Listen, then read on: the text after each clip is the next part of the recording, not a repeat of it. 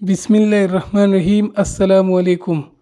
وہ جگہ چھوڑ دے جہاں تمہارے احساس اور تمہارے الفاظ کی قدر نہ ہو، پھر چاہے وہ کسی کا گھر ہو یا کسی کا دل۔ انسان کتنا بیوقوف ہے کہ اخبار کی جھوٹی خبریں خرید کر پڑھتا ہے اور قرآن مجید کی سچی نصیحت مفت میں بھی نہیں پڑھتا۔ کسی کو دھوکہ دے کر یہ مت سمجھو کہ کتنا بیوقوف تھا وہ، بلکہ یہ سمجھو کہ اسے تم پر کتنا یقین تھا۔ ہر چیز کا صدقہ ہوتا ہے اور عقل کا صدقہ یہ ہے کہ جاہل کی بات سن کر برداشت کی جائے۔ خود کا دوسروں کے ساتھ مقابلہ کرنا چھوڑ دے۔ سورج ہو یا چاند اپنے اپنے وقت پر چمکتے ہیں۔ ہر چیز اپنے وقت پر ہی اچھی لگتی ہے۔ نیکی کمانے کا وقت جوانی ہے۔ افسوسناک بات ہے کہ ہم نیکی اس وقت کرتے ہیں جب برائی کے قابل نہیں رہتے۔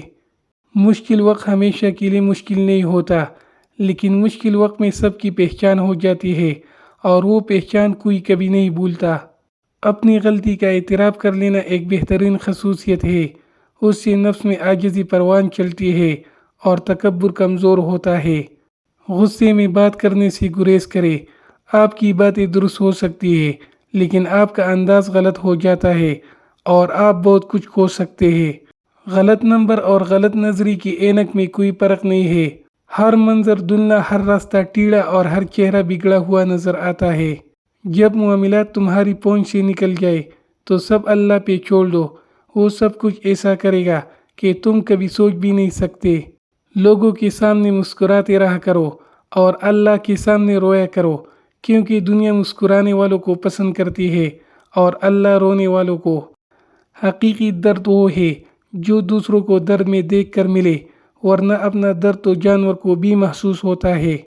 انسان ہمیشہ تکلیف میں ہی سیکھتا ہے، خوشی میں تو پچھلے سبق بھی بھول جاتا ہے۔